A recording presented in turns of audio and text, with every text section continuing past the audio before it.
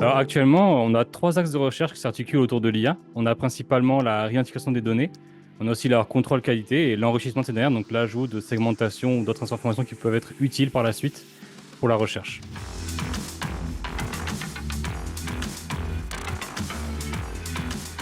Donc dans l'imagerie médicale, en ce moment, nous, on a trois applications principales. Tout d'abord, on a un premier recherche autour d'un modèle qui vient détecter des informations patients qui sont encore présentes dans les pixels de l'image. Ensuite, on a tout aussi un pan où on vient évaluer la qualité de l'image pour s'assurer que les apprentissages qui seront faits par la suite seront de la meilleure qualité possible et trouver les faiblesses des images qu'on agrège. Et on a aussi toute une partie où on vient justement mettre en place des pipelines de traitement d'images pour venir enrichir les images, donc rajouter des segmentations, des informations qui seront utiles pour soit les chercheurs, soit les médecins ensuite pour pouvoir mener des études.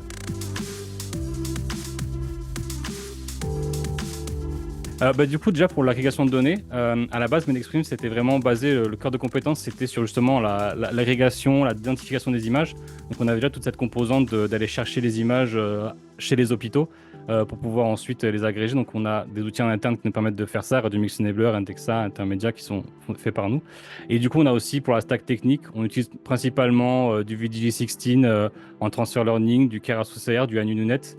On vient vraiment récupérer tout ce qu'on trouve dans l'open source qui correspond à l'état de l'art des sujets qu'on veut répondre et on vient les envelopper avec des algorithmes de traitement d'images, souvent en Python notamment, et aussi déployés sur Docker pour pouvoir avoir vraiment la plus grande souplesse. Et on cherche vraiment à créer des pipelines de traitement d'images qui au final sont un peu des Lego de briques de ces traitements d'images qu'on vient assembler pour pouvoir avoir un workflow final à la fin.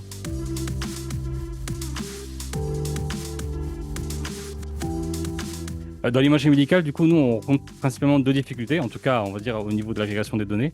La première, c'est bien sûr la protection des données patients. Il y a beaucoup de choses qui sont mises en place pour s'assurer qu'aucune donnée du patient ne fuite à quelle que soit l'étape du workflow. Donc, on a beaucoup de contraintes qui viennent s'appliquer en plus de ce qu'on devrait faire d'habitude pour du traitement d'image, pour s'assurer d'avoir un workflow parfait et pouvoir quand même faire tout ce qu'on veut sans avoir toutes les informations qu'on pourrait avoir finalement. Et il y a un second plan qui est souvent aussi l'hétérogénéité des données. On a souvent des sites qui sont, on va dire, sur des phases récentes de numérisation et de commencer à centraliser l'information. Donc on a beaucoup de problématiques qui se mettent en place pour traiter de la donnée en masse, souvent au niveau des différents sites.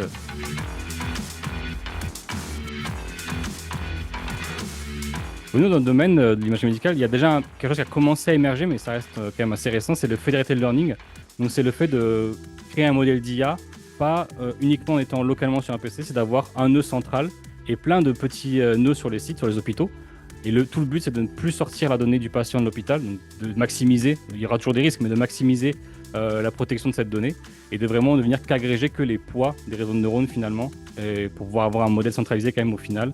Donc c'est vraiment un des aspects sur lesquels nous on travaille le plus dans le terme d'amélioration et je pense que c'est un des aspects les plus émergents, les plus utiles qui va arriver dans notre domaine.